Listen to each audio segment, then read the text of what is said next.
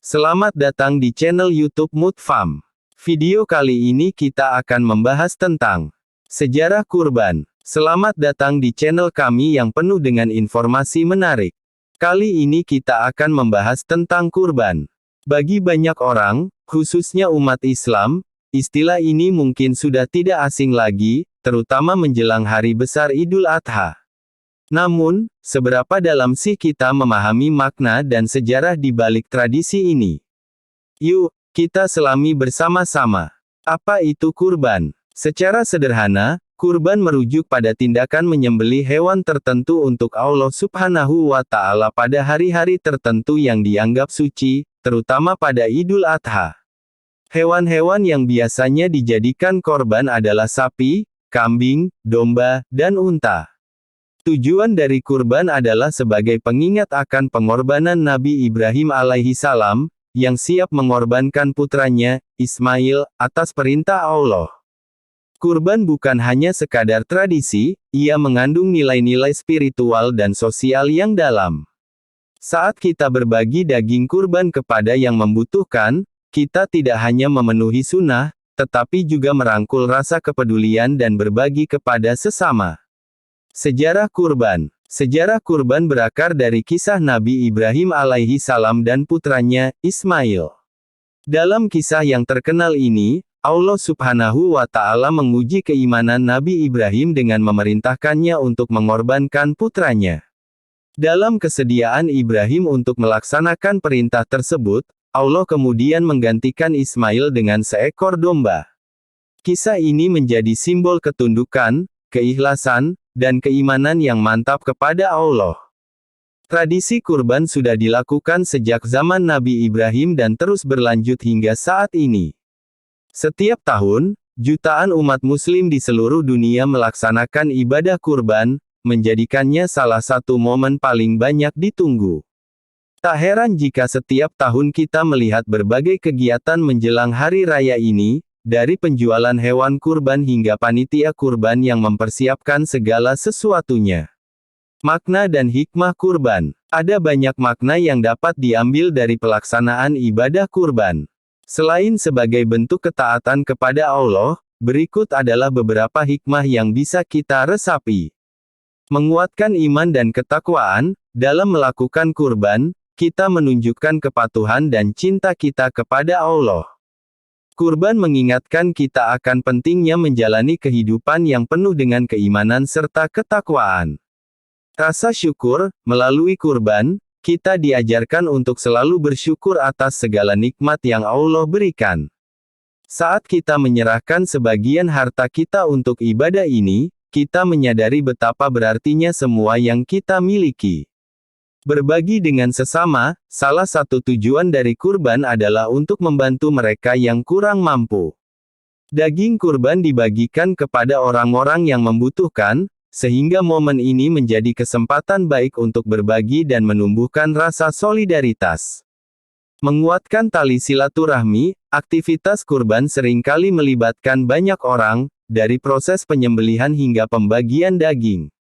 Ini menjadi kesempatan bagi kita untuk berkumpul dan menjaga silaturahmi dengan keluarga, teman, dan tetangga. Menumbuhkan rasa empati, melihat hewan kurban yang dibagikan kepada mereka yang membutuhkan membuat kita lebih peka dan empati terhadap kondisi orang lain. Ini adalah pengingat bahwa tidak semua orang seberuntung kita. Proses pelaksanaan kurban. Nah, setelah berbicara tentang makna dan hikmah kurban, mari kita bahas bagaimana proses pelaksanaan kurban itu sendiri. Proses ini sangat penting agar ibadah kurban berjalan lancar dan sesuai dengan syariat. Memilih hewan kurban, pastikan hewan yang akan dikurbankan memenuhi syarat. Hewan tersebut harus dalam keadaan sehat, berkualitas baik, dan sesuai dengan aturan yang telah ditetapkan dalam agama. Misalnya, untuk sapi, umur minimalnya adalah 2 tahun, sementara domba dan kambing minimal berumur 1 tahun. Pengadaan hewan, banyak orang membeli hewan kurban dari pedagang atau peternak yang terpercaya. Pastikan Anda membeli dari tempat yang baik, agar hewan yang dibeli juga berkualitas. Penyembelihan sebaiknya dilakukan pada hari Idul Adha atau pada hari Tasyrik 11, 12, 13 Zulhijjah, bagi mereka yang tidak bisa melakukannya pada hari raya. Penting untuk memperhatikan cara penyembelihan yang sesuai dengan syariat, yaitu dengan menyebut nama Allah dan melakukan penyembelihan dengan cepat serta manusiawi agar hewan tidak merasa kesakitan. 4.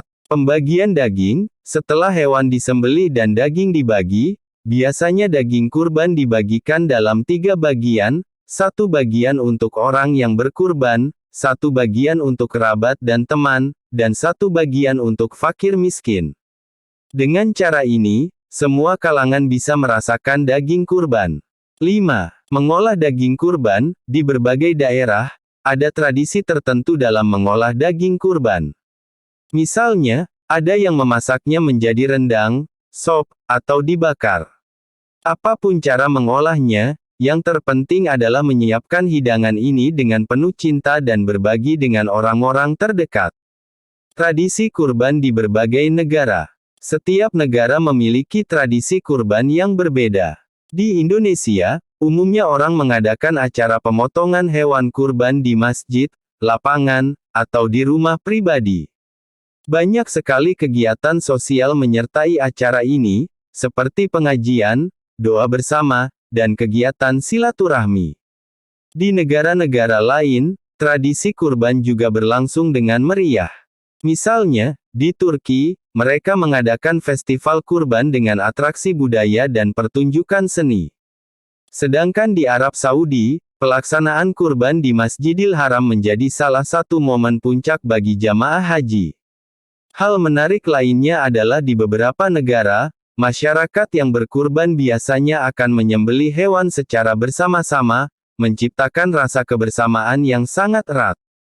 Kegiatan ini bukan hanya menjadi sebuah ibadah, melainkan juga perayaan dan kesempatan untuk merayakan persatuan.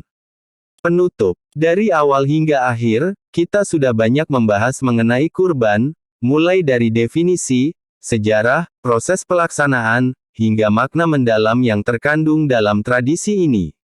Semoga tulisan ini tidak hanya menambah pemahaman kita mengenai ibadah kurban, tetapi juga membangkitkan semangat untuk melaksanakan dan merayakannya dengan penuh makna. Jadi, saat Idul Adha, jangan lupa untuk melaksanakan kurban dan berbagi dengan sesama ya. Selain mendapatkan pahala, kita juga bisa mempererat tali persaudaraan dan menunjukkan rasa syukur kita kepada Sang Pencipta. Selamat merayakan Idul Adha dan semoga setiap hewan yang dipilih menjadi kurban membawa berkah bagi kita semua. Yang sudah menonton jangan lupa like, subscribe, komen dan aktifkan tombol notifikasinya supaya tidak ketinggalan video selanjutnya. Terima kasih.